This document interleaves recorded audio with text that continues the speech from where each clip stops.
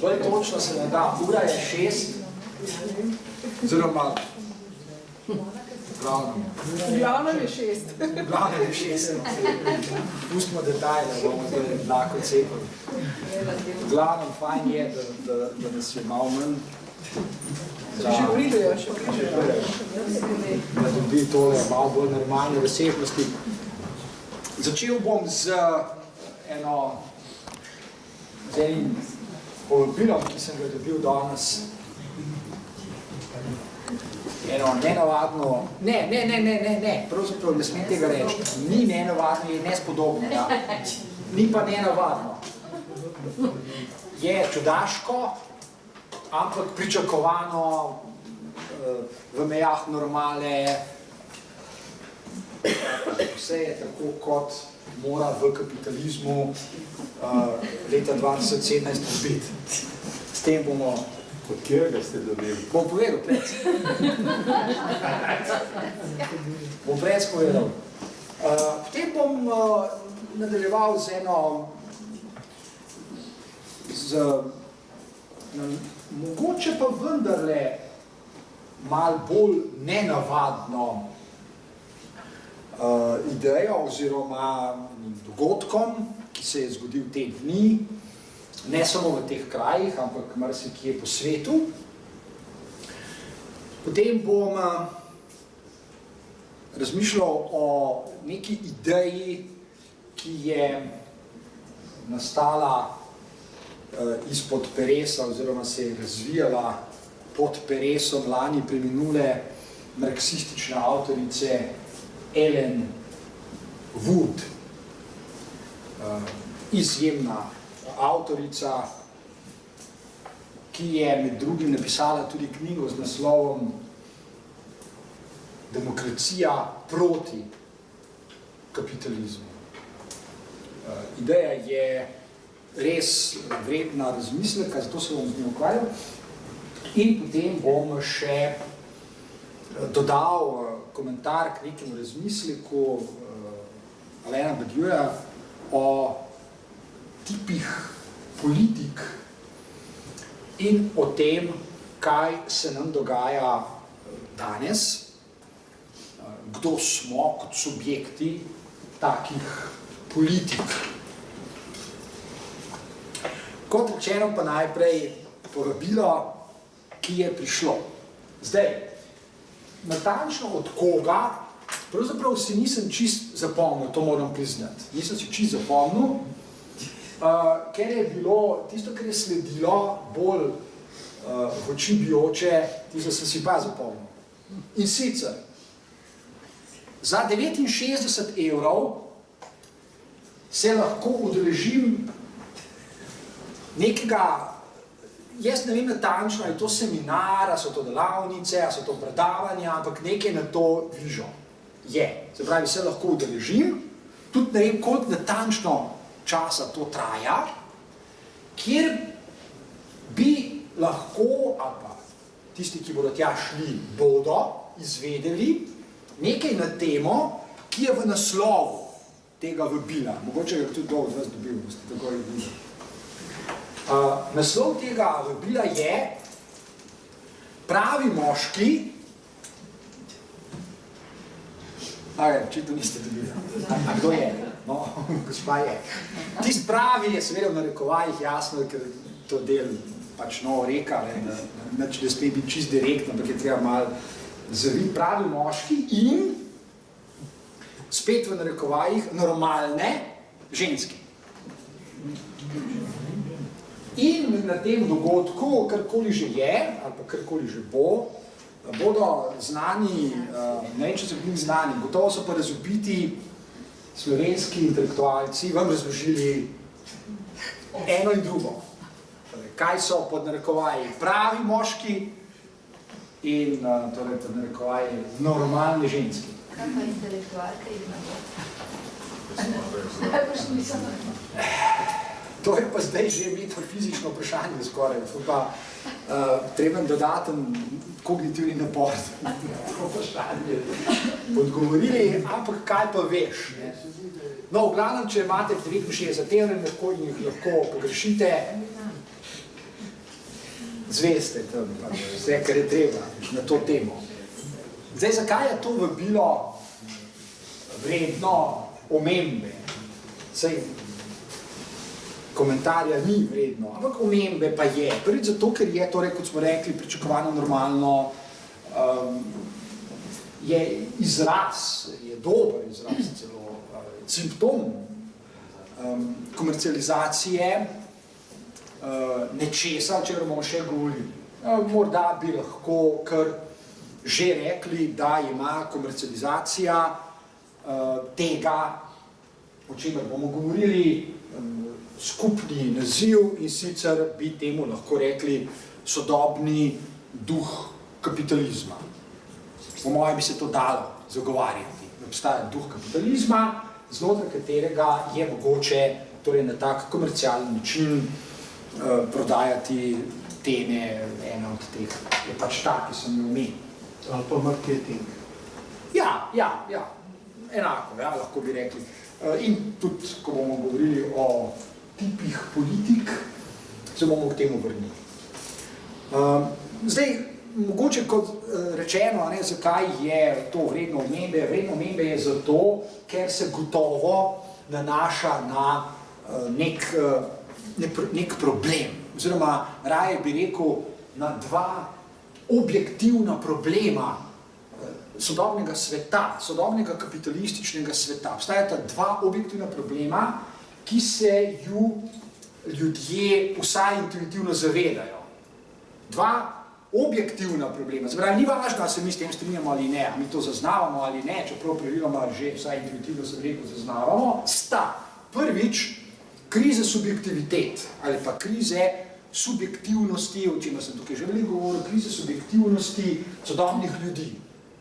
Kaj to natančno pomeni v nadaljevanju? In drugi objektivni problem so z enim zapletenim izrazom rečeno identitetni miti. Sodobni identitetni miti so poskusi komercialnega razmišljanja o tem, kakšne so identitete ljudi. Naprimer, identiteta pravega moškega ali pa identiteta normalnih žensk, ali pa histeričnih žensk, ali pa nenormalnih moških. Meni vse ni važno. Govorimo o identitetnih mitih. Obstajajo torej pripovedi, obstajajo ideje, ki delujejo kot miti in ti miti se prodajajo. So tržna roba, so komercialni izgled. To je ena zadeva. Druga se nanaša, kot rečeno, na nek skorajšnji dogodek, ki ste ga gotovo spremljali ali pa vsaj zaznali ali pa ste kaj slišali o njem, bilo je v medijih. Namreč zagotovo je nekaj nenavadnega, čeprav je spet pod določenimi pogoji bi to smeli pričakovati in pravzaprav smo pričakovali, tudi če teh nismo vedeli. Se je torej moralo zgoditi, da so šli končno na ceste tudi raziskovalci oziroma znanstveniki. To, da gredo leta 2017 v številnih mestih sveta na ceste protestirati znanstveniki, pa gotovo je nenavadno. Kajti že vsaj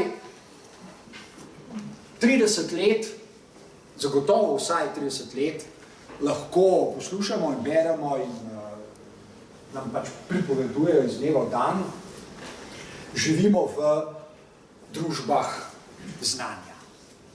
In če se boste s kakšnim politikom pogovarjali dlje kot 5 minut, vam zagotovo v tem času vsaj 3-krat rekel, da potrebujemo znanstvenike bolj kot kadarkoli, da samo znanje je večni konj napredka, da potrebujemo več visoko izobraženih ljudi, da bodo prenašali vrhunsko znanje v podjetja, industrijo, da bomo lahko na podlagi znanja izdelovali nove dobrine, novo blago, da bomo s tem povečevali blagostanje ljudi, bla, bla, bla. Zagotovo bo vsaj 3-krat vsak politik to rekel, če boste šli z njim na en pijan. In to poslušate vsaj 30 let. In vsaj v 30 letih ste slišali to gotovo 1000-krat.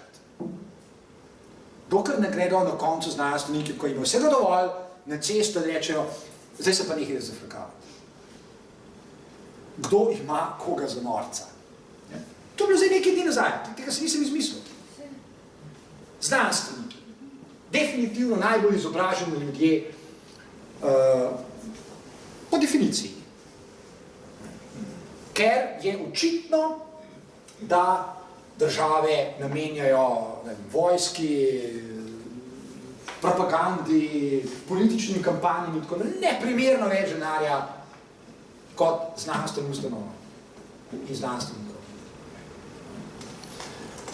Če k temu dodate zelo preproste empirične podatke, koliko stane ali pa je stala cena politična kampanja, recimo zdaj je ta hip v Franciji, naprimer, ali pa pred časom Združenih Amerike in tako naprej, tja gredo milijarde dolarjev za čiste ništrce, za čisti spektakel, za čisto medijsko manipuliranje in čisto nič drugega. Ni problema milijarde. Znanstveniki grejo pa na cesto. No, torej, mislim, da je to je precedens. To je nekaj, o čemer je pa res treba razmišljati. K temu bi dodal še nekaj, kar je morda, skoraj bi rekel, vezni člen med omenjeno temo, ki je identitetni miti, sodobni identitetni miti, in drugo temo, ki sem jo tudi omenil, to je kriza subjektivnosti. To, o čem bomo zdaj govorili, je sicer iz časov, ki so že zdavne minili, približno 100 let nazaj, vendar je primer zelo dober. Primer je zelo dober in mislim, da je sploh morda najbolj koristno, če skušamo resnično razumeti, kaj se dogaja z našimi identitetami, z našo subjektivnostjo v času, v katerem živimo, natančno razmisliti o tem, kar bom zdaj povedal. Velikokrat ste slišali, da je bil Hitler nor. In pod določenimi pogoji, pogledano, je tudi bil. Ampak pod enim drugim zornim kotom pa definitivno ni bil. Če natančno spremljate, kaj je Hitler naredil v 20 letih, ko pride iz zapora, v 20 letih 20. stoletja, potem odkrijete nekaj osupljivega. Še bolj osupljivo pa je, da se ljudje praviloma zelo hitro radi strinjajo, da je bil Hitler nor, medtem ko malo težje dojamajo ali pa sprejmejo ali pa razumejo to, kar bom zdaj povedal. Morda da to vedo, morda tega tudi ne vedo, ampak to jih ne opravičuje. Tudi ko vedo, imajo s tem težave, imajo resne težave. In sicer, poglejmo, Hitler pride iz zapora, v katerem napiše Mein Kampf, in njegov cilj je priti na oblast. Ni važno za enkrat v kakšnem obsegu, kako daleč, ni pomembno. Pomembno je samo, da hoče oblast. Ko govorimo o oblasti v kapitalističnem svetu, in to se je dogajalo v kapitalizmu, potem je prva ideja, ki nam pride na misel, moč kapitala. Oblast je neposredno vezana na to, kar imenujemo moč kapitala. In, če beremo Marxa, z lahkoto prepoznamo, z lahkoto ugotovimo, da je moč kapitala svojevrstni sinonim za družbene odnose. Velik Marksov obrat v načinu razmišljanja o oblastnih mehanizmih znotraj kapitalizma. Namreč, da je kapital možen, da lahko deluje samo, če obstaja natanko določeni medsebojni odnosi med ljudmi. In te natanko določene medsebojne odnose lahko preučujemo in jih preučujemo. Zato lahko tudi v določeni točki, na primer, govorimo o krizah subjektivnosti, ki so izraz teh natančno določenih medsebojnih odnosov. Odnosi morajo biti, še enkrat poudarjam, natančno določeni. Če niso, če se ljudje ne obnašajo znotraj natančno določenih koordinat, nastajajo problemi. In kapitalizem noče takih problemov. In lastniki kapitala tudi ne. In enako velja, oziroma podobno velja za razmišljanje o identitetnih mitih. Zakaj nam ponujajo identitetne mite? Ja, zaradi moči kapitala. Zato, da se bodo ljudje obnašali tako, kaj treba. No in zdaj poglejmo, kaj prispeva k temu Adolf Hitler, še preden rečemo, da je bil nor. Hitler najprej spremeni svoj zunanji izgled. In to zelo natančno. Najprej si odreže brke. Ne. Če gledate njegove fotografije iz prve svetovne vojne, veste, da ima take brke. To so brki, ki so v 19. stoletju, konec 19. stoletja, zelo v modi. Številni moški so jih imeli. Zakaj Hitler to naredi? Če pogledate kakšne filmske posnetke iz tistega časa, boste, ali pa se zlahka prepričate, da je bil to takrat modni krik. To je bilo nekaj novega, nekaj drugačnega, kar je že čisto simbolično izražalo prelom z, recimo, 19. stoletjem oziroma z časom, kaj se je okrog prve svetovne vojne. Na prvi pogled nepomembno pa ni. Zelo pomembno dejstvo, kaj ti Hitler natanko ve, kako pomemben je zunanji izgled. Če hočete kapital, če hočete oblast, če hočete, kot se reče, kam pridati, se morate... Ja, sej, zveni zelo, smešno, ampak v resnici so pa to globoki mehanizmi, ki uravnavajo subjektivnost ljudi. Gotovo ste velikokrat razmišljali, da je zelo pomembno za človeka tisto, kar je onkraj zunanjih videzov. Ali pa to stran, ali pa pač odvisno, kam se postavite. Hitler pravi, me sploh ne zanima, koliko je to pomembno. Jaz vem, da je pomembno zunanji videz. In je delovalo. Ne glede to, kaj bi si kdo mislil. Ok, torej najprej brke skrajša in ima ki ga poznam. Kaj še naredi? Spremeni pričesko. Pričeska je bila, in zdaj, če pogledate, recimo, kakšne hollywoodske filme iz tistih časov, vidite, da je imel pričesko, ki je bila takrat v špici modnih trendov. Lepo, fino, vse urejena pričeska. To je druga zadeva. Tretja zadeva. Pogledajte, kako je bil oblečen. Hitler je imel nekatere uniforme, ki so bile fascinantne. Ne glede to, ali so vam uniforme všeč ali ne, morate biti pač toliko objektivni in pogledati, da so bile lepe. Za tiste čase. Bile so brezhibne. Ker se je, seveda, Hitler zavedal, kako zelo pomemben je zunanji videz. Naslednja zadeva iz istega registra. Hitler si omisli osebnega fotografa, ker ve, da je pomembna podoba zunanjosti. Kje? Ja, v medijih. večkrat, ko se pojavi na večjem številu mest, ko se pojavi, bolje je, ima osebnega fotografa.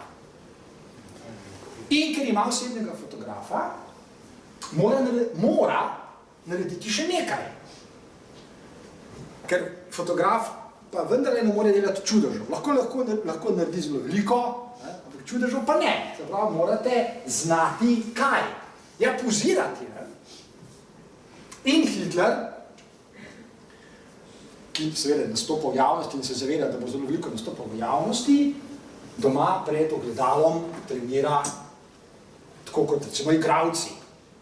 Ali pa pač ljudje, ki nastopajo v javnosti, svoje gibe in jih izpili do popolnosti. No in zdaj, takole opremljenega Hitlerja, postavite, to lahko naredite, pogledate na YouTube, to obstaja film. Pogledate enega, pogledate drugega, date na en zaslon, na drugi zaslon, pa imate oba hkrati. Postavite Hitlerja ob bok takratnim politikom, ljudem, ki so nastopili v javnosti, recimo v Nemčiji, recimo, da je to nemški predsednik Hindenburg. In pogledate enega in pogledate drugega. Kaj ugotovite? Da je nemški predsednik še vedno v 19. stoletju. Ima še zmeraj une brke, ima neko sivo, dolgočasno, nikakvo nezanimivo oblačilo in drži se togo, kot se reče, ne, kot da bi požrl, ne, kaj že ti štila, kaj že. Skratka, kako? Kol, štil, metlo, whatever. Ja, nekaj iz tega registra. In njegovi govori, Hindenburgovi govori, v javnosti, govorimo o predsedniku Nemčije,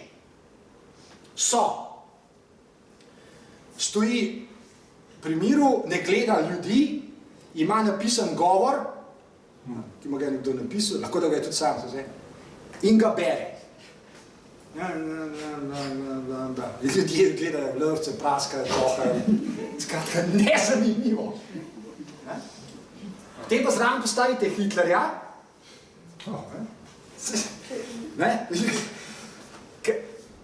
in gremo naprej. Kaj Hitler še naredi? Poleg vse te zunanje opreme in izgleda in fotografov. Odkje pa Hitlerju ta ideja, je imel to sam? Hitler je živel v času... To je le neka vednost, da to razumeš in da načrtno tako vse pripraviš. Vse sam? Hitler je živel v zanimivem času, namreč v 20. letih 20. stoletja se razvija, nastaja sodobno PR-ovstvo. Zlasti v Združenih državah Amerike. Ja. Nastaja PR-ovstvo. Razvija se zelo preprost način razmišljanja, ki zdaj, to ni bilo tako, veste, če želite v takih časih, recimo, kot se reče, prelomnih časih, določenih zadev ni težko pogruntati. Je potrebno nek mentalni napor, kognitivni napor, ampak ljudi je veliko in eni to zborejo, eni ne zborejo, so vse, pravi slej bo nekdo to pogruntal. Namreč kaj? Vsaj še eno ekonomsko dejstvo moramo omeniti. Na začetku 20. stoletja, po koncu prve svetovne vojne, je kapitalizem zmožen res množične proizvodne dobrine. Povezano je to z razvojem, recimo, nekih avtomatiziranih oblik proizvodne, tipa Fordizem, Taylorizem in tako naprej. So fantastične zadeve, če spremljate, kako Taylor pogruntal, kako povečati proizvodnjo, recimo, avtomobilov za faktor 10. Tako, da delavci ne izdelujejo več en avto, pa te drug, pa te tret, ampak da razdeli delovni proces na posamezne faze in reče, ti ne boš več naredil enega avtomobila, ampak boš samo izdeloval, ne vem, prednji desni odbijač, kaj sem se izmislil. In drugi bo izdelal, in na koncu bodo avto sestavili. In seveda proizvodnja je šla takole gor. Ampak to je veljavno za vsako proizvodno. za proizvodnjo cigaret, ne vem, žvečilnih gumijev, če so jih takrat že delali hrane, za vsako. In množična proizvodnja dobrin potegne za sabo popolnoma logično potrebo po množični prodaji dobrin. Če naredimo 1 milijardo cigaret, in zdaj to lahko naredimo, s takratnimi stroji in tako dalje, s Taylorjevo pomočjo, zdaj naenkrat potrebujemo 1 milijardo kadilcev, da bi to pokadili. Ali pa dobro, potrebujemo enega kadilca, ki bo pokadil milijardo, vse ni važno, pač potrebujemo jih. In to je povezano, to razmišljanje, ki izhaja iz strukturnih sprememb samega kapitalizma, je povezano z vprašanji propagande in PR-ovstva. Vprašanje je silno preprosto. Če lahko prepričamo ljudi, da bodo odšli v vojno, ali jih lahko tudi prepričamo, da bodo pokadili, ne vem, toliko cigaret, ali pa pokupili toliko avtomobilov, ali pa kaj drugega. Seveda, odgovor je bil že naprej jasen, da lahko jih prepričamo. Kako? Tako, da izumimo PR-ovstvo. Se pravi, to ni propaganda, to je public relations, to so stiki, kot se reče, z javnostmi. Gre za odnose. Gre za družbene odnose. Natanko to, kar je predvidel Marx. Če hočete veliko kapitala, morate znati vplivati na veliko ljudi, ker ti so kapital. Zdaj, njihovi medsebojni odnosi so kapital. Če hočete kapital, hočete torej medsebojne odnose. Ja, tudi denar, pa delnice, ampak predvsem hočete toliko in toliko odnosov. Kar pomeni, da se vam nujno zastavlja, na primer, psihološko vprašanje, kako to narediti. Vse ljudje niso neumni. Kako? To je resno vprašanje. Ne samo za Hitlerja. Pravzaprav za številne ljudi, ki so v 20. letih 20. stoletja hoteli biti, kot se reče, moderni, sodobni, napredni in tako dalje. Nič več unih brkov, pa bomo tele naredili, nič več unega oblačenja, pa bomo tole, nič več tistega nastopanja in tako naprej, pa bomo naredili spektakel in tako dalje in tako dalje. To so bile ideje, ki so bile tako rekoč v zraku. Kdor je malo pogledal okrog sebe in je imel ambicije in je hotel kapital, je vedel, da s starimi načini ne bo več mogoče tako zlahka dobiti kapitala, da potrebujejo nekaj novega. Ok.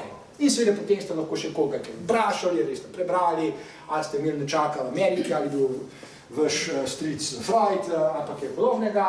Mogoče ste še kaj pogledali, takrat to je bilo zelo napredno razmišljanje. Veste, mogoče ste brali Freuda.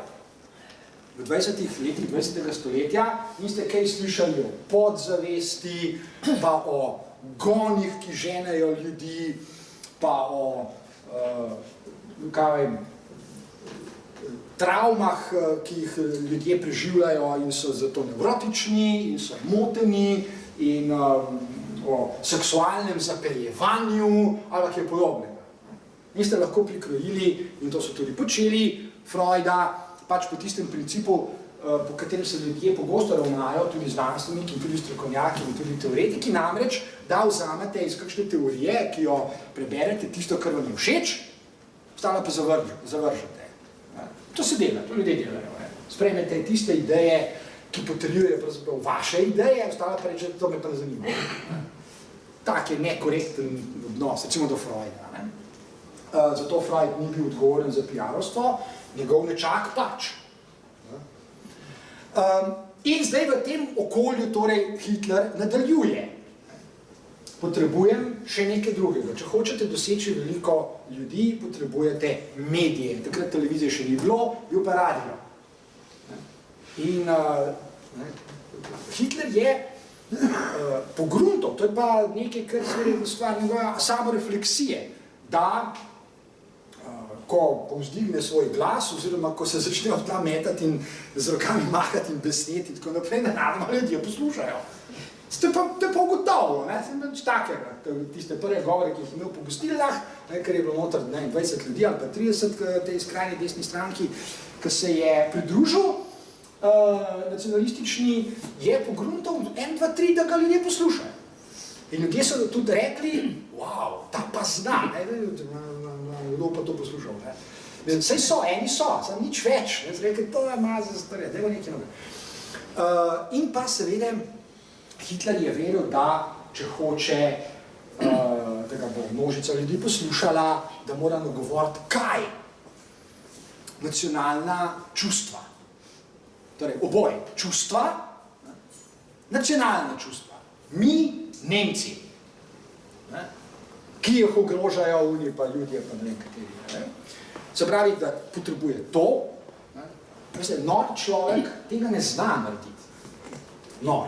Tisti, ki je res proper, ki je nor. Tega ne zna narediti. Kognitiv, ni sposoben. Nacionalna, torej čustva in pa še nekaj morate dati ljudem, če hočete, da vas bodo ljubili, in to je kruha in iger. Se pravi, spektakle in pa seveda, ko boste nabrali dovolj kapitala, ki je tudi denar, dobrine. Dobrine, zlasti potem po letu 1929, ko je pač nastala velika depresija in kriza in je bil denar vreden toliko kot nič.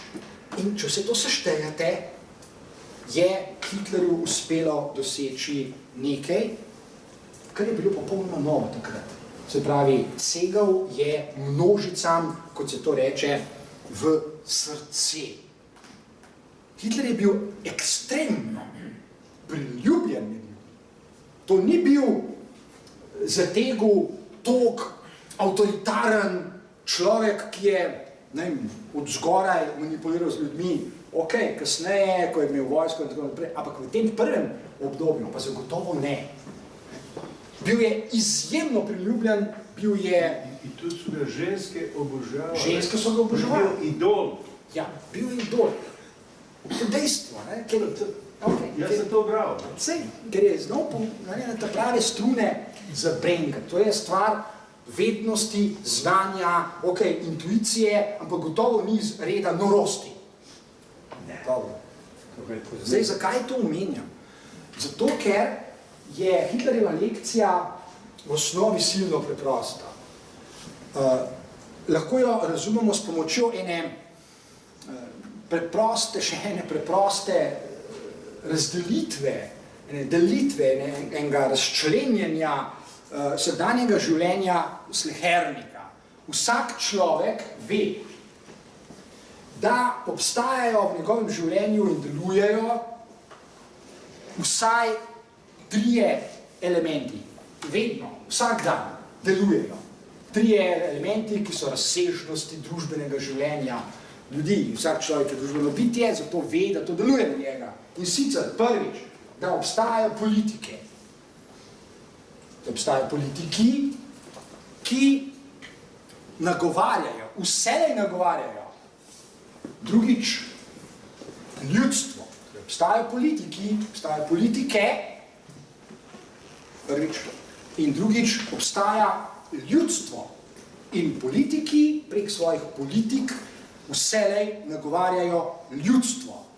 Ne nagovarjajo tega ali onega posameznika, ampak nagovarjajo množico, nagovarjajo ljudstvo. To preimenujemo ljudstvo. Drugič. In tretjič, da vselej obstajajo organi, državni organi oziroma drugi organi moči. Se pravi, organi, kjer je moč koncentrirana, kjer je nakopičena. Pa ne gre za vojsko, ali pa policijo, ali pa sodstvo, ali pa centre ekonomske moči, recimo korporacije, velike inštitucije oziroma medije. Oziroma medije. Vsak človek ve, da je tam nakopičena moč. Se pravi, moč, ki deluje na ljudi. Vsak dan, zakaj? Zato, da bi se še bolj koncentrirala, ker je v naravi, če lahko rečem, moči, oziroma kapitala, da se koncentrira. In ljudje vedo, da je koncentriran in da hoče biti koncentriran še bolj. Ker je kapital, kot je pokazal Marx, množica odnosov. Se pravi, vsakdo, ki zastopa kapital, hoče vplivati na ljudstvo, hoče vplivati na množice tako, da jih bo čim več potegnil pač k sebi. Zato je patetično, naprimer, poslušati politike, ki drugega obtožujejo istega. Zakaj ti počneš isto, kot jaz? Ja, zato, ker bi imel rad več kapitala, kot ti, kot ni jasen. Vse v kapitalizmu med sabo tekmujemo. Če smo politiki, pa še zlasti. Ne? To je res, če boste gledali, recimo, danes dnevnik ali pa jutra, ali kaj takega, ne, boste lahko videli, kako patetični so, kako pravzaprav so, kako sprenevedani so. Ne? Kaj bi ti rad kot politik? Nagovarjal ljudstvo, ker to po definiciji počnem. Kaj pa ti, ki si tudi politik? Ja, jaz pa isto. Aha, zdaj oba nagovarjava isto ljudstvo. Nekako ne gre. Ne? Oziroma gre samo, če med sabo tekmujeva in jaz hočem več ljudstva na svojo stran kot ti. To je abeceda politike. Samo da se politiki skuša sprenevedati. Seveda je vprašanje, zakaj? Saj nismo neumni. Zato vsi vemo, ne, da to počnejo in da je to del pač našega vsakdana. Ne. Je pa zanimivo, so simptomi in fajn je to analizirati včasih, če imaš še čez pomožno. Torej, kaj iz tega sledi? Vsakdanja izkušnja, čisto preprosto vsakdanja izkušnja, ki je ljudje smo subjekti. Strogo vzeto pomeni, da smo podrejeni, da smo podložniki. V kapitalizmu smo podložniki dveh principov oziroma dveh imperativov, pa enega empiričnega družbenega dejstva. Najprej smo podložniki, še prej začnemo razmišljati, pa razpravljati, pa modrovati, koliko smo svobodni in tako naprej, veste, smo podložniki. Koliko smo svobodni, mislim, zelo vprašanje, če smo. Najprej smo podložniki, dejstvo je, da smo najprej podložniki čiste moči kapitala. Če je kapital množica medsebojnih odnosov, so tudi odnosi, v kateri mi vstopamo, podrejeni isti moči kapitala, ker s tem tvorimo kapital za Boga. Mi smo kapital. In to, kar imamo med seboj, je kapital. Naši medsebojni odnosi so kapital, ki ga nekdo hoče. Tisti, ki ga že ima, da bi ga imel še več. Kar pomeni, da je pač ta tisti zainteresiran, kako se mi obnašamo, kako razmišljamo, kakšne medsebojne odnose vstopamo. Nismo sami mi zainteresirani za vse to. Ampak so zainteresirani tudi tisti, ki so lastniki kapitala. V kapitalizmu je tako. To je prva stvar, ki smo ji podrejeni. Drugič, podrejeni smo imperativu, ki smo ga že nekaj omenili, pa ga bomo še enkrat. In to je tekmovalnost. V kapitalizmu med seboj tekmujemo.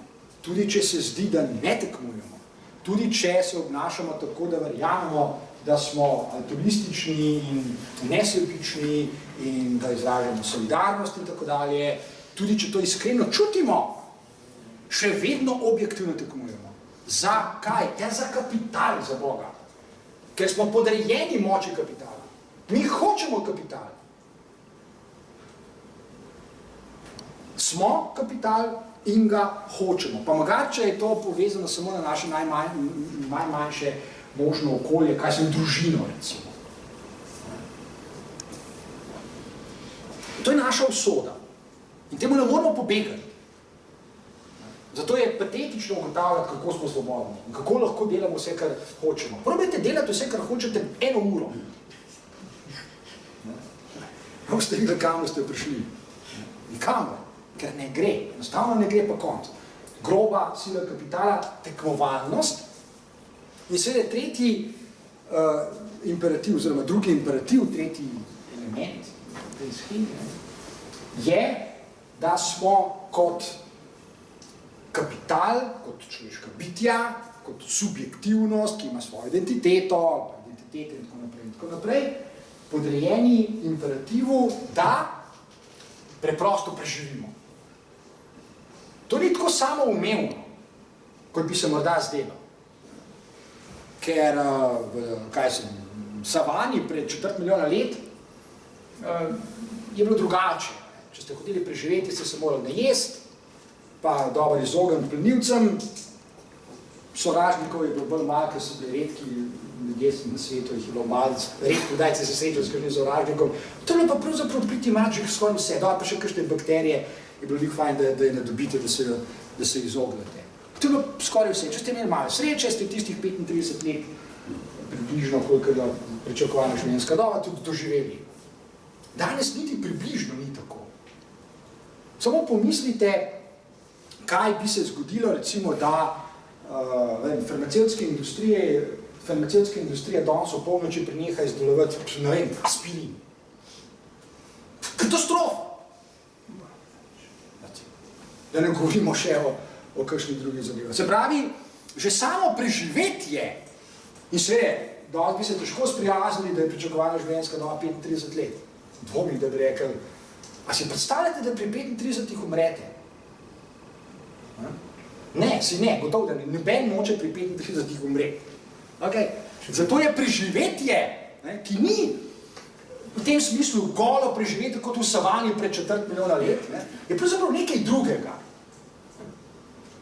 Preživetje pomeni živeti, recimo, kot se danes žargonno tudi rado reče, kvalitetno in do pozne starosti, pol po možnosti, ne vem, da te, kaj imajo ljudje pogosto radi? Sam da nam trpel, ne ime na hitro, fršlok, grejo, državo. Skratka, samo preživetje je vezano na je imperativ. Je imperativ. In je vezano na množice postopkov in procedur sedanjega življenja, ki jih je treba opraviti, da bi Željko Bebek je nekoč pel, Bijelo dugme, tisto, doživeti stoto. Mora, da je čista gnjavaža. In zna biti, probajte doživeti 100 let. Kaj vse je treba narediti? To zna biti nočna mora.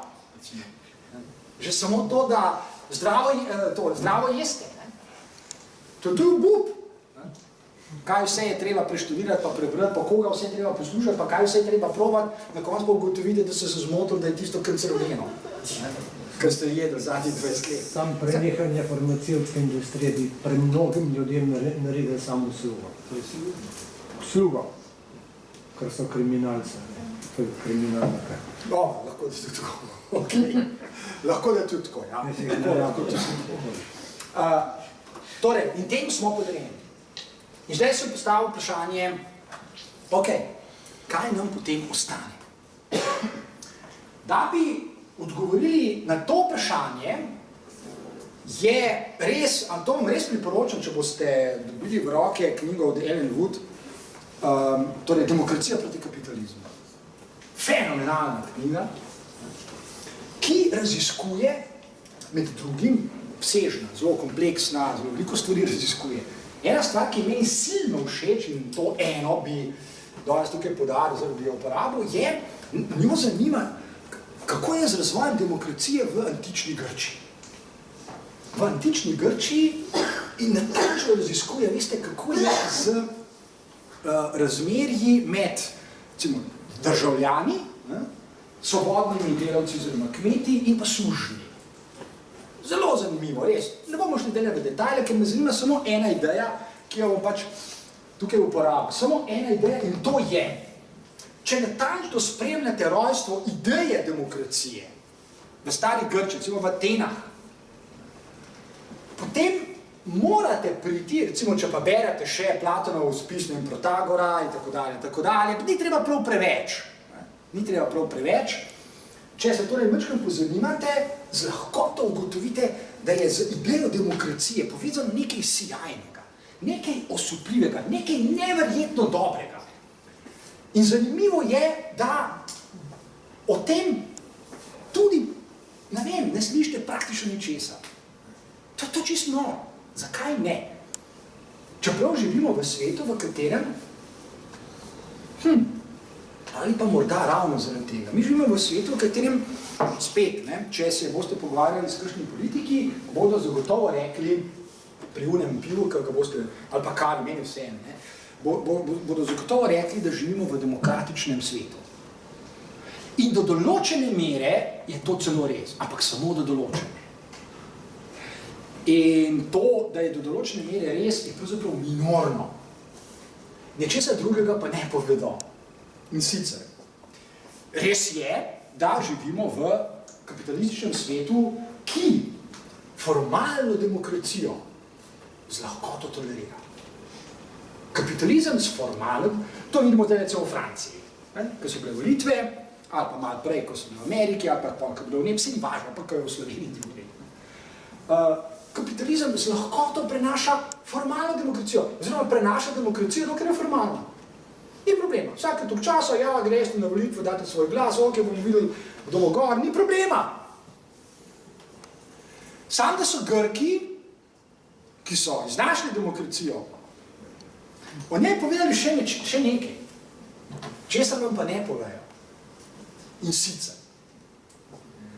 demokracija je tak način vedenja, delovanja ljudi v družbenem okolju, ki omejuje tiste, ki imajo moč, oblast ali pa recimo dostop do kapitala v kapitalizmu. Demokracija, ideja demokracije je v osnovi omejujoča. Ni res, da je to, naprimer, kot pravijo včasih ljudje, vladavina ljudstva. A ideja je nova. Se pravi, namesto vladavine, ne vem, kraljev in cesarjev in ne vem koga, imamo kaj? Vladavina ljudstva. Zdržja pod kap pridete. Ne, demokracija omejuje vladavino, kogarkoli.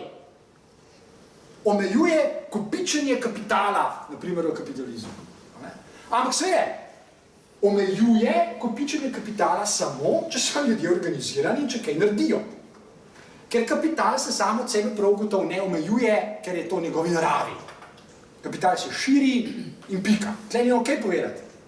In nič ne pomaga, če vijamo roke in si pulimo lase in mečemo ob tla in tarnamo in prosimo ne vem koga, magične sile vesolja, naj ustavijo korporacije ali pa da se korporacije kar sami ustavijo. To še čaranje ne pomaga. Preprosto je ne, to ni nič. Ne? Ne morate začarati korporacij in kapitalizma tudi ne. Torej se je treba organizirati. Ker brez organiziranega delovanja ni omejevanja kapitala. Torej, kaj nam ostane? Ellen Wood v tem delu, v raziskovanju antičnih, pa tudi drugih srednjeveških principov, najde ogromno argumentov za trditev, ki je v naslovu te knjige. Namreč demokracija je po definiciji proti kapitalizmu ali pa ni demokracija. Torej, demokratični kapitalizem, to je leseno železo.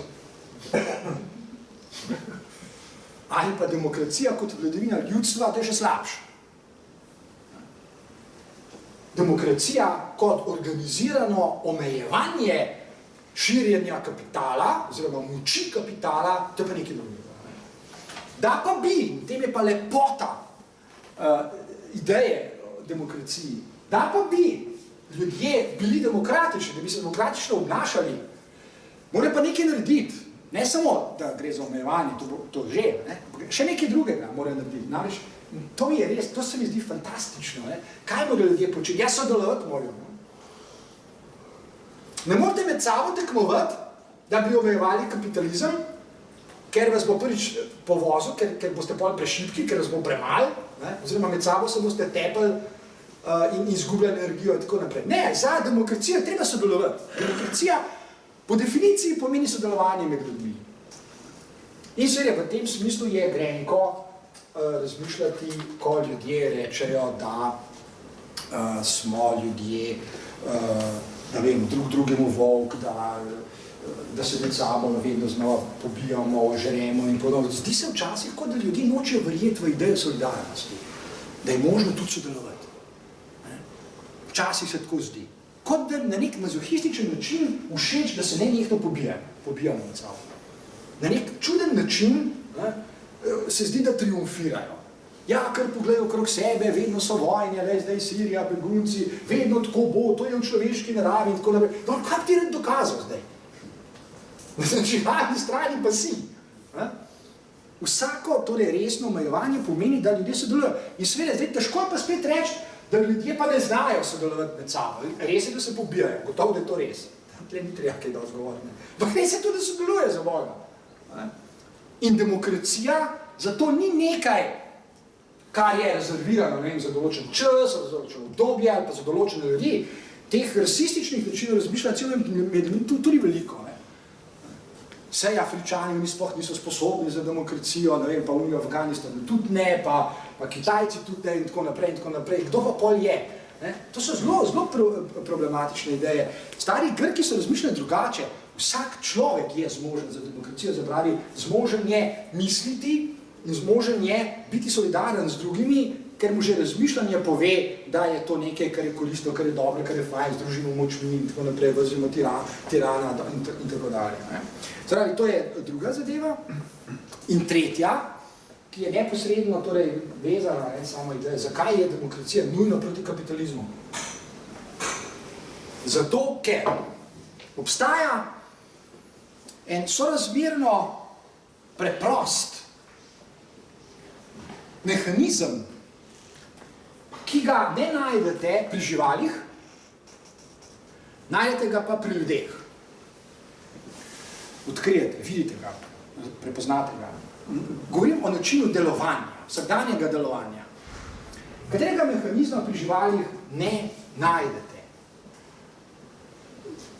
To, kar vam zdaj povedal, je v bistvu logično nujno. In to je dobro. Ker ni odvisno od kaprice tega ali onega, od teorij, od subjektivnih mnenj. To, kar bom povedal, je logično nujno. Pri živalih nujno, torej naletite, če jih opazujete, kako se obnašajo, na vedenje, ki je tako. Vsaka žival živi v okolju, ne more biti drugače. V okolju, v katerem živi žival, nastajajo problemi. Tudi ne more biti drugače. Pravi, kje je hrana, umakniti se plenilcem. Skratka, nastajajo problemi in živali jih morajo reševati, če hoče preživeti in to hočejo. Katerega mehanizma torej ni? V živalskem svetu ne obstaja zanikanje problema. Ko žival zazna problem, pač tistega, ki ga je sposobna zaznati, jasno, bakterija zazna drugačnega kot lev v savani in tako dalje, ko žival zazna problem v okolju, se v trenutku odzove na njega. Na način, ki ga pač zmore, ki ga evolucijsko zmore in ga poskuša rešiti. Edino pri ljudeh obstaja mehanizem zanikanja. Se pravi, edino človek se lahko obnaša, kot da problema sploh ni. Ko naleti na njega, ko trči, ko se z nosom zaleti v njega, se lahko obnaša, kot da ga ni. To je zelo preprosto spoznanje, ki pa ima daljnosežne in destruktivne posledice. Poskušajte en problem zanikati in spremljajte, kaj se dogaja. Prvič, tudi če bi problem zanikate, še zmeraj obstaja, ker ni kar magično izginil. Lahko, da se je zmanjšal, lahko, da ste odšli iz okolja, ampak recimo, da ste še zmeraj v okolju in kratka. Ne vem, pač ste bolani. To je problem. Ste bolani. Poskušajte ne zdraviti svoje bolezni, farmacija. Lari fire, do večera dobite vročino in umrete. Se pravi, zanikanje problemov je dolgoročno destruktivno za živo bitje. In v živalskem svetu, kot rečeno, tega ni. Ta mehanizem je absolutno nujen za naše razumevanje demokracije, oziroma zakaj je demokracija nujno proti kapitalizmu v kapitalističnem svetu zaveda. Zato, ker kapitalizem zaradi principov, ki smo jih prej našteli, zaradi imperativov, ki smo jim vsi podrejeni, vključno z lastniki kapitala, oni so tudi podrejeni surovi moči kapitala in tekmovalnosti in profitabilnosti. Ravno tako kot mi, nič drugače ni. Samo iz druge plati, so podrejeni, drugače doživljajo podrejenost kapitalu, ker imajo ogromno. Podrejeni so principom logike delovanja kapitala. Drugače so podrejeni tekmovalnosti kot recimo delavci. Ravno tako so podrejeni. In ravno tako so podrejeni profitabilnosti oziroma pritiskom, da povečujejo profite oziroma da na dolgi rok pač preživijo. Ok? In lastniki kapitala morajo zanikati celo množico problemov. Njih recimo preprosto ne sme zanimati, da je na svetu 4200 milijonov ljudi, ki imajo dostopa do kapitala in živijo v revščini. Njih to preprosto ne sme zanimati. Ker če bi jih zanimalo, če bi jih resno zanimalo, kot človeška bitja, recimo, ki premorajo na kognitivne sposobnosti, premorajo empatijo itd., potem bi se moralo nekaj zelo hitro zgoditi, ker bi ugotovili, da so pripravljeni in zmožni biti solidarni, empatični in tako dalje, kot so pač ljudje to zmožni. Mi in oni, če lahko tako rečem, vsakdo. Torej, ne sme jih. Oni morajo zanikati problem, se morajo obnašati, kot da ga sploh ni. To, da recimo Donald Trump reče, da je tole climate change, da je to a hoax, to ni samo njegova perverzija, a veste. To je simptom, ki ga mora nujno generirati kapital. Seveda, ker ga zanika, je nujno destruktiven. In spet, če se kdaj s tem ukvarjate, ali pa če recimo kaj, če imate tudi vi kakšno predavanje, ali če kaj pišete ali pa kaj podobne, imate morda izkušnjo, kako hitro so ljudje pripravljeni planiti na vsakogar, ali pa skoraj na vsakogar, ki opozarja natanko na to zanikanje problemov. Se pravi, če opozorite, da poteka zanikanje, naprimer, danes ravno ste lahko prebrali, ali pa bi lahko prebrali, če bi se do tega doklikali, najnovejše napovedi IMF-a in svetovnih borz in lastnikov kapitala in tako naprej. Najnovejše napovedi so, radostite se, zdaj bo pa vse tako raslo, da to presega vse meje, ne vem, plus ne vem koliko procentov, čist žblja. Čist, ja, ampak tega ne smem, ne? Ja, vem, ja. Ok, zdaj, če na to upozorite, bo zagotovo prvi odziv, da ste pesimist, da črne misli niso na mestu, da hočete, kaj pa vem koga, pokvariti ljudi, njihovo veselje in radost in tako dalje. Zagotovo bo tako. Pa če je vaše razmišljanje še tako utemeljeno, znanstveno in podkrepljeno z evidencami in dokazi in s čimer hočete, ne bo pomagalo. Zato smo tudi na začetku omenili ta dogodek, da so šli znanstveniki na ceste protestirati, ker so rekli, da to je dobro, to je too much. Če vi se tako mačehovsko obnašate do znanosti, kaj potem formalno vzeto, strukturno vzeto podpirati, je vraževeri. Mene včasih prav tako spravi eno zanimivo razpoloženje, ko mi kdo reče, to mi vsak teden kdo reče. A veste, kaj mi reče? Recimo, da kakšno stvar tako vneto razlagam, tako kot tukaj, in reče, tako v enem določenem trenutku, takim skrivnostnim nasmeškom, ponavadi tako zelo umirjeno, ja, ampak doktor Rutar, veste, znanost pa ne zna pojasniti vsega. Kar jaz rečem, ja, mislim, to je biti obvious, mislim, vsi vemo, da ne zna pojasniti vse, zato imamo pa še jutrišnji dan, pa jutrišnji pa pol, zato faj se da, dostimo, bomo še jutri službo imeli, če bi znali vse pojasniti, skaj, gremo domov. Ja, okej, kaj hočeš ti povedati s tem, ne? Zdaj se jaz vem, kaj hoče povedati. Povedati hoče tole. Znanost ne pojasni vsega, ampak, a veste, obstaja pa neka skrivna vednost tam gor na Tibetu, pa ne vem kje v Srednji Aziji, ne vem, pod zemljo nekje, v enih skritih rovih, so pa eni modrici. Ok, kaj ti bo? Ja, oni pa to neki imajo neko vednost, a veste, in tako naprej. Neumnost. Kaj ti? Če znanost ne zna nečesa pojasniti z vsem aparatom, ki ga premore, matematika, z vsemi kognitivnimi in logičnimi in drugimi principi, pa tudi noben drug tega ne zna.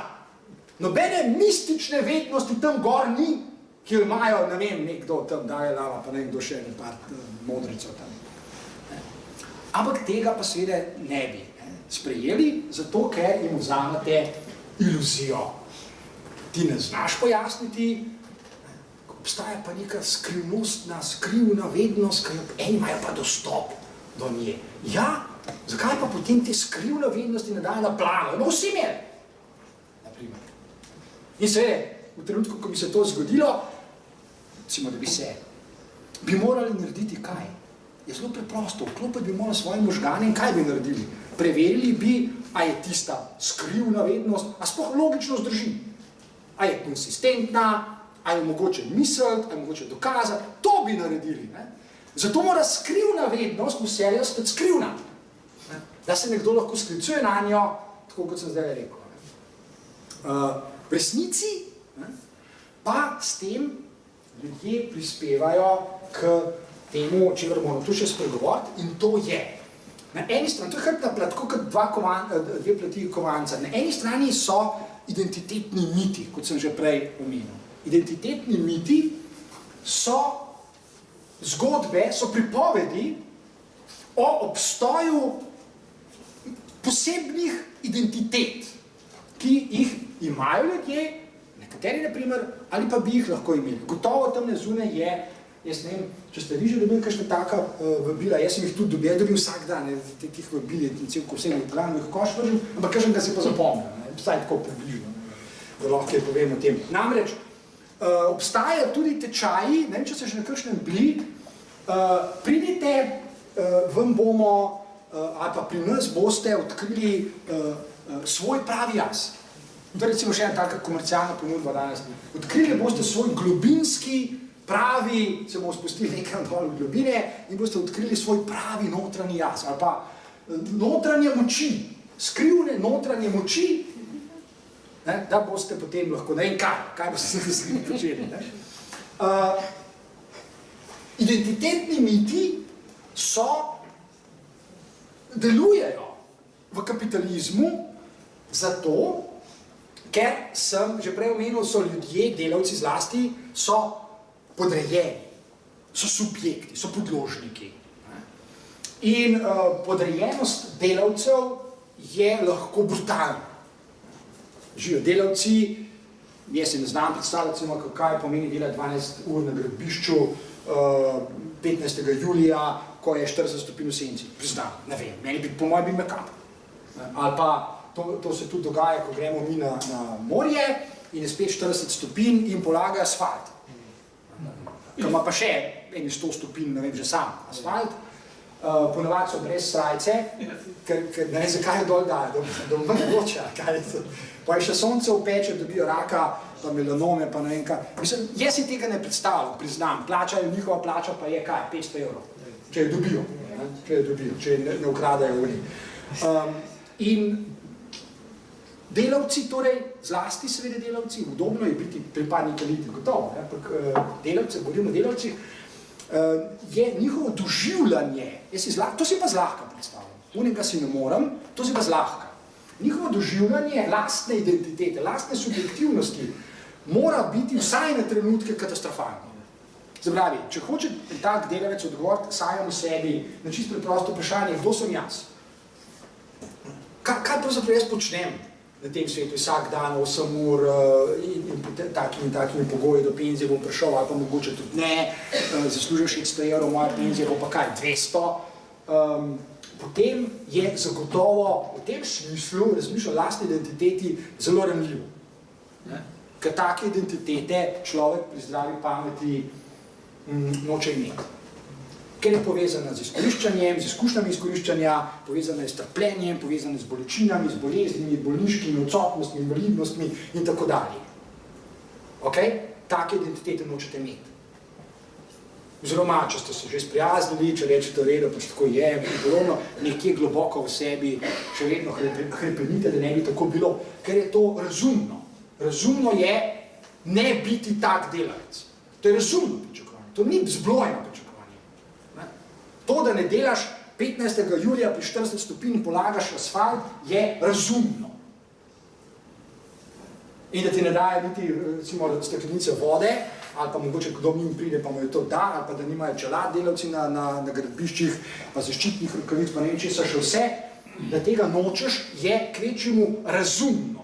To niso nikakršne pretirane, iracionalne, neverjetne zahteve, kaj bi pa delavci še radi in tako naprej. Ne, to je razumno. Okay?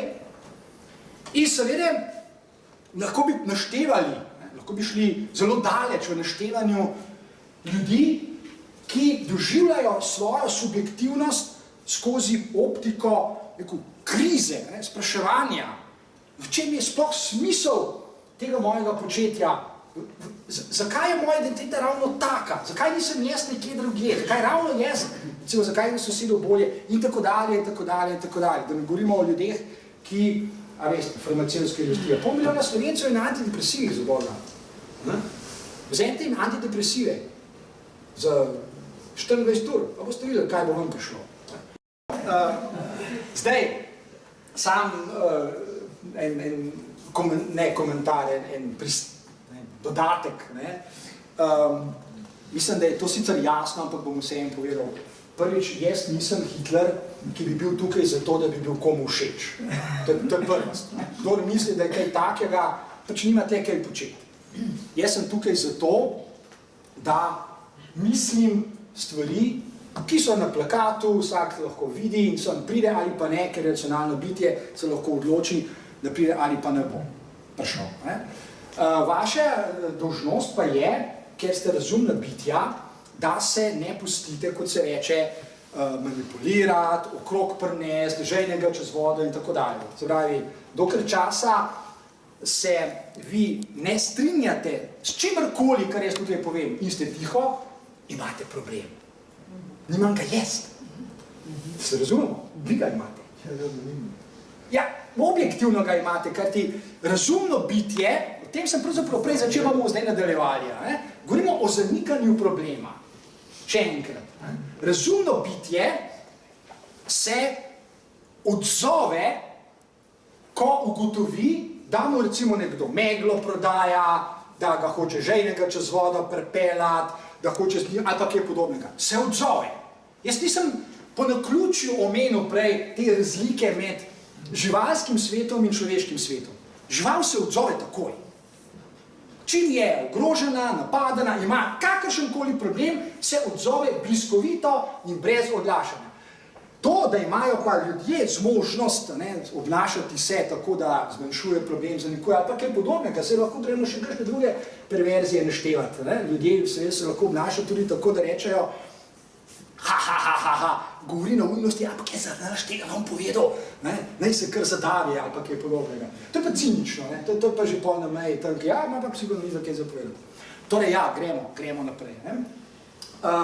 Hotel sem za konc torej še povezati to razmišljanje o tem, kako je vsakdanje življenje v kapitalizmu za številne ljudi prepredeno s trpljenjem, z bolečinami, z tem, kar smo prej imenovali krize subjektivnosti, se pravi spraševanjem, kdo sem, kaj počnem, a bom vse življenje moral to početi, a lahko kaj naredim, a lahko kaj spremenim v svojem življenju. To je pa osnovna ideja. Zato, ker v svetu, v katerem živimo, se nenehno soočamo s problemi. Nenehno. In soočanje s problemi je vselej izziv za učenje. Učenje pa po definiciji pomeni možnost spremembe. Naučil sem se, da je recimo nek problem, s katerim sem se srečal tak, da sem ga prej zanikal, 5 let, in če nisem naučil tega, ali pa prenašam trpljenje, ali pa bolečino, ali pa tam enega rutarja, ki govori neumnost, jaz pa to kar poslušam. Ups, čakaj, mogoče bi pa jaz malo spremenil svoje vedenje. To je osnovna ideja, da karkoli spremenimo, se moramo nečesa naučiti. naučiti, naprimer, kako to narediti. No in zdaj pridemo do tega zadnjega, kar sem pač napovedal, komentarja k temu, kar je priobčil pred kratkim francoski filozof Alain Badiou. Alain Badiou je tako na zelo lep način, zelo prepričljiv, preprost način povedal oziroma pokazal, da obstajajo 4 tipi politik, 4 politične orientacije obstajajo. Pa se zadovoljimo s tem, da rečemo 4 politične orientacije v kapitalizmu, kar nas zdaj, recimo, ki dosti zanimajo politične orientacije v antični Grčiji. Ok, 4 in samo 4. 2, ki jo vsi zelo dobro poznamo, zlasti zaradi Amerike, ameriških politikov, vsi veste, da v Ameriki na koncu sta vedno in vedno samo 2, ki med seboj tekmujeta. En je republikanec, en je pa demokrat. In vedno je tako. Amerika je v tem smislu dober primer za razumevanje teh 4 političnih orientacij. Prva je konzervativna. Tudi o tem smo tle že enkrat govorili, samo da smo bili malo drugače, oziroma da smo bili malo drugače kot takrat. Konzervativna politična orientacija, tega izraza zdaj ni treba prav posebej komentirati, enkrat smo ga že, ker gre za nekaj drugega. Druga, ki je neposredno, dobesedno odvisna od nje, je reformistična. V Ameriki se pač imenujejo demokrati, se vse. Je reformistična.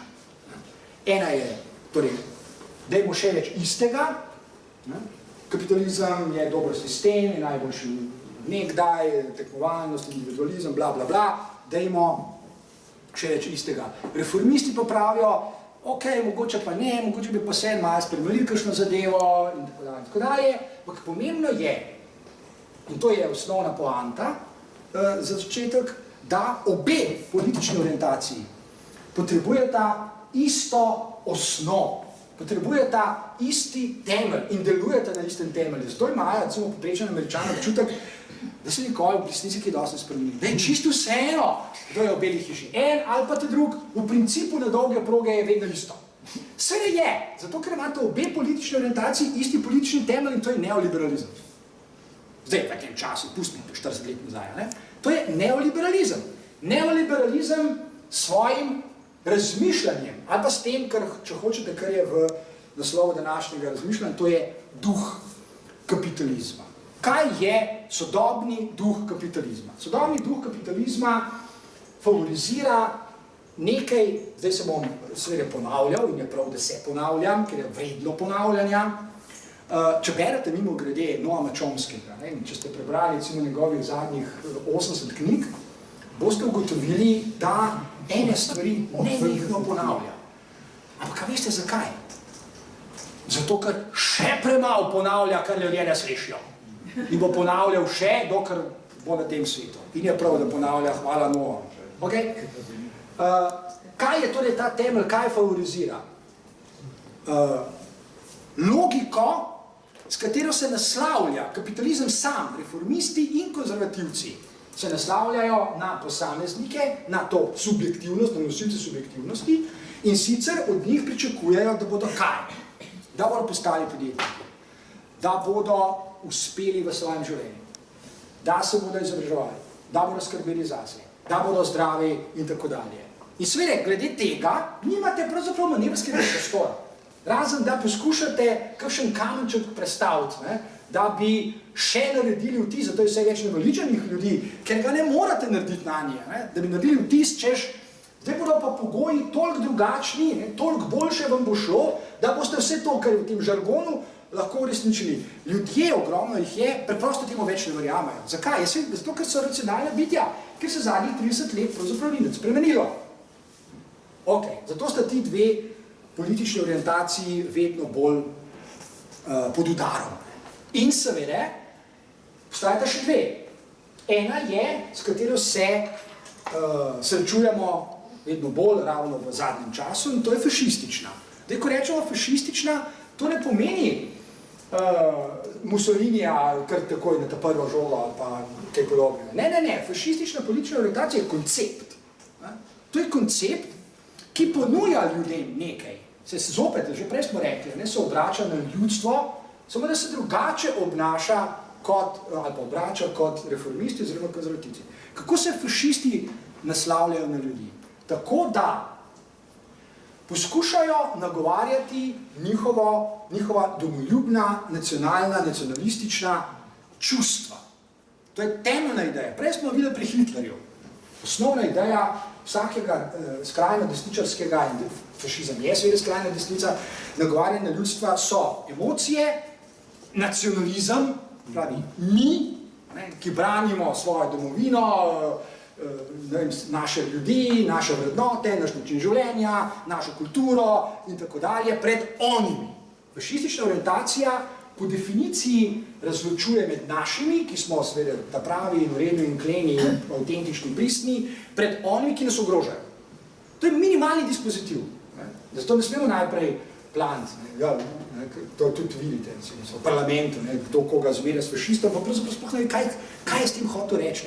To je legitimna, politična orientacija, ki se naslavlja predvsem na to, kar imenujemo kriza subjektivnosti. Kot sem prej rekel, ljudje čutijo, da v vsakdanjem življenju nekaj ni v redu.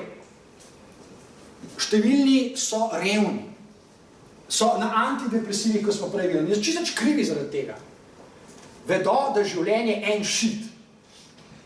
In seveda hrepenijo, da bi bilo drugače.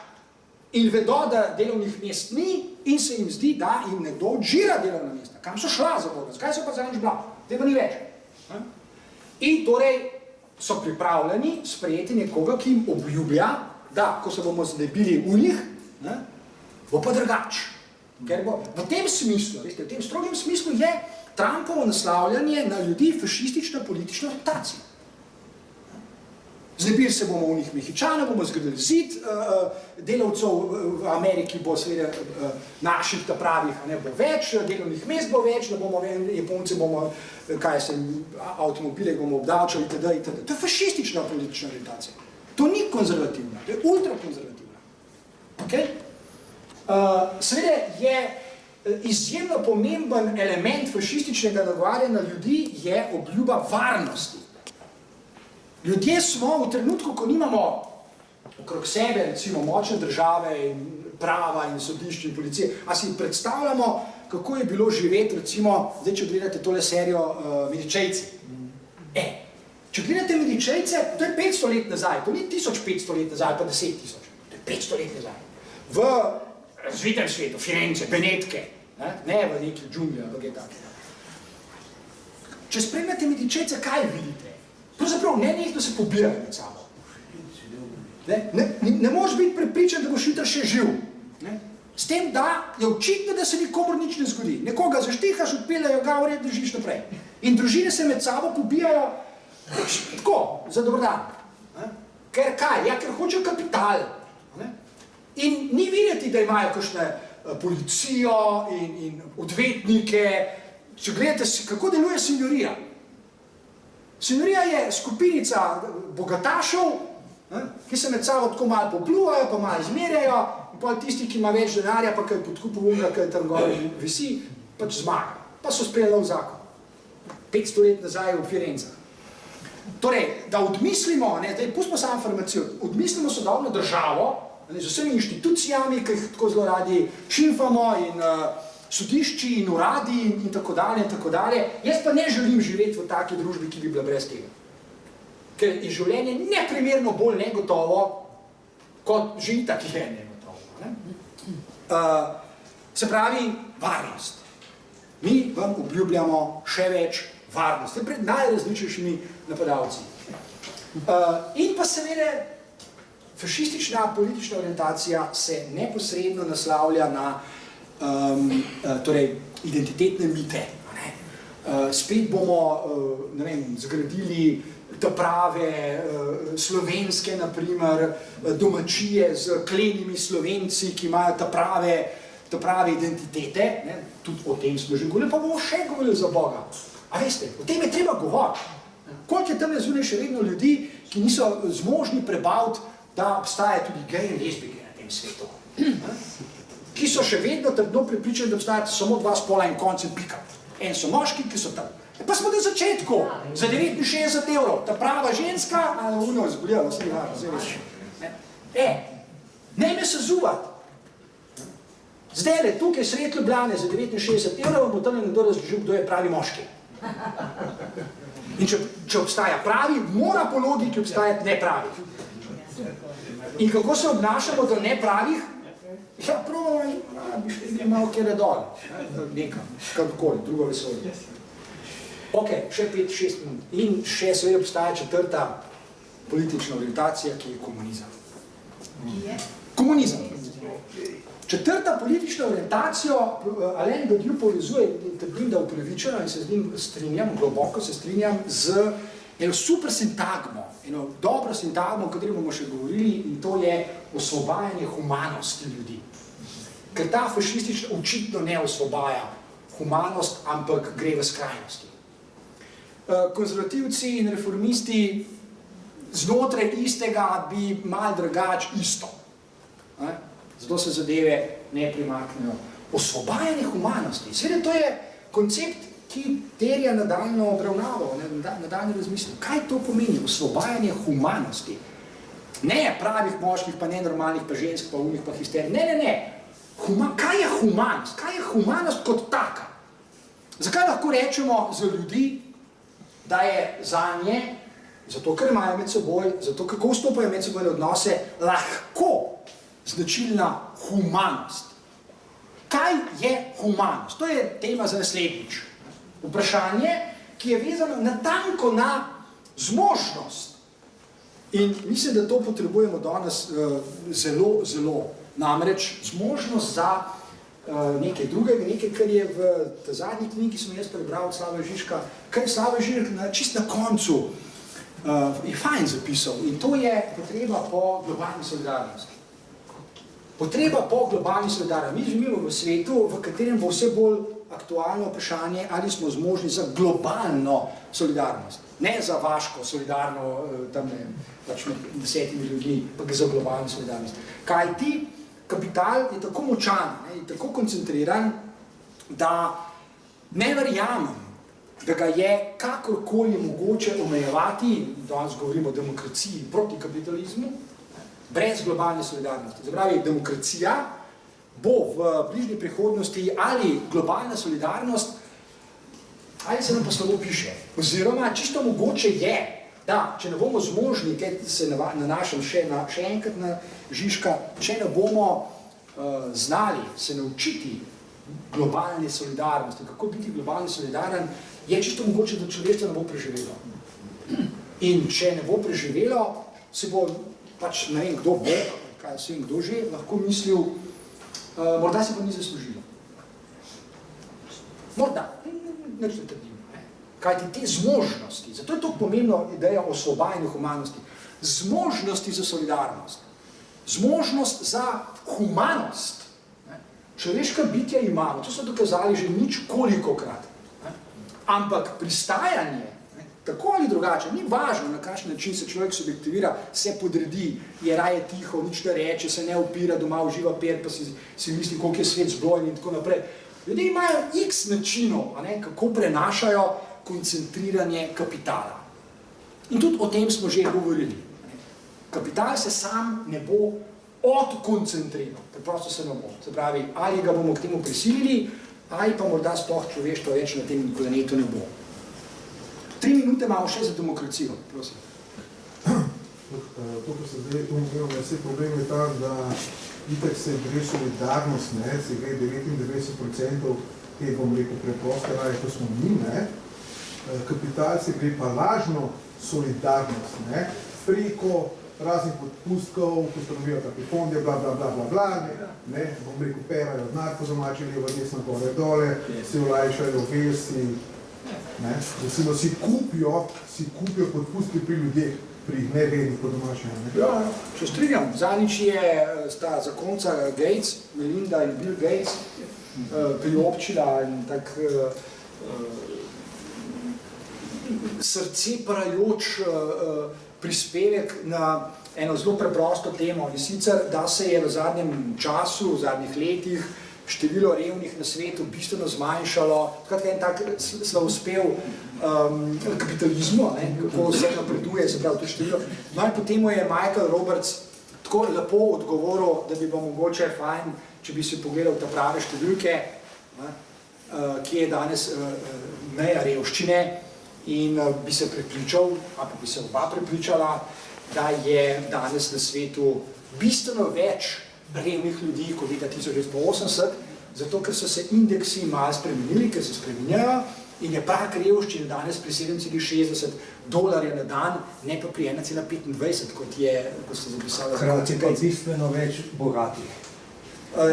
Ja, bistveno, seveda je tudi število bogatih se povečuje in število tistih, ki imajo v rokah več kapitala, se po drugi strani pa zmanjšuje, vedno več je ultra bogatih. Ampak ja, to se strinjam, ne? In to je del nečesa, je dobro uporabljati svoje kognitivne zmožnosti, se vprašati, ok, zveni sicer lepo, zveni prijazno, zveni fajn, ampak dajmo majčkeno še pogledati, če zdrži kakšno resno kritično misel.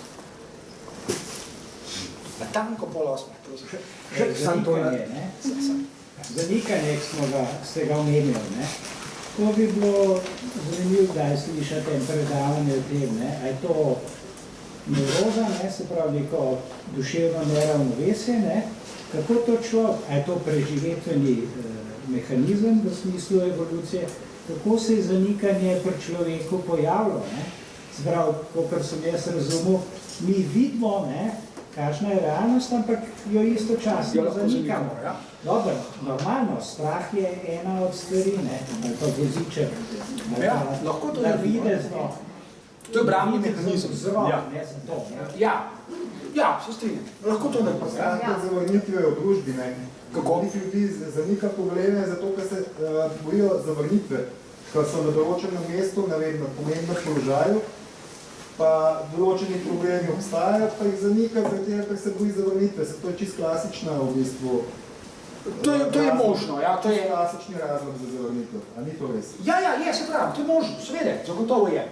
Zagotovo je. Obstaja, človek lahko navede 1000 razlogov, zakaj nekaj zanika, ker ima od tega določeno korist. Zagotovo. Dolgoročno pa ne. Čisto klasični, mislim, meni so čisto očitni razlogi, kot v družbi se vidijo, ne? Ja, prav zelo očitno, vsaj do Freuda niso bili in Kaj pa recimo primerjava Nikola Tesla, Einstein? Zakaj se je celo 20. stoletje Tesla sploh omenjali? To je tudi zanikanje, recimo. To je veliko zanikanje. Tudi, ja, to lahko rečemo, do določene mere lahko rečemo. Čak, da še jaz nekaj rečem. No, pa moramo dovolj. Če bi rekel kakšno besedo še prej od Hitlerja, ki si recimo a je to ta požrešnost, da je izgubil realno, recimo, v čem je ta norost, ker drugače jaz ne morem tako je bil, recimo, ki bi imel normalni to in recimo, v čem je ta norost, kaj je? Psihologiziranje? Jaz nimam rad psihologiziranja, veste, psihologija je prekratka, da pojasni vzpon enega tazga človeka. Hitler, ne bomo daleč prišli, svega lahko pogledamo. Da bi rekel, da je nor, ja. Ne, poskusite, to je prehiter, no, ne smemo kar brcati neki pa kar streljati. Nič ni bil nor, za Boga. Dajte vzeti enega tamne iz polja, pa ne stane čez 10 let predsednik Slovenije. Ja, no, evo, sej zato sem pa rekel. Nič ni bil nor. No, evo, zato so to stirili. Ne, poslušajte, no. Gremo tam, dobro se razbavljamo.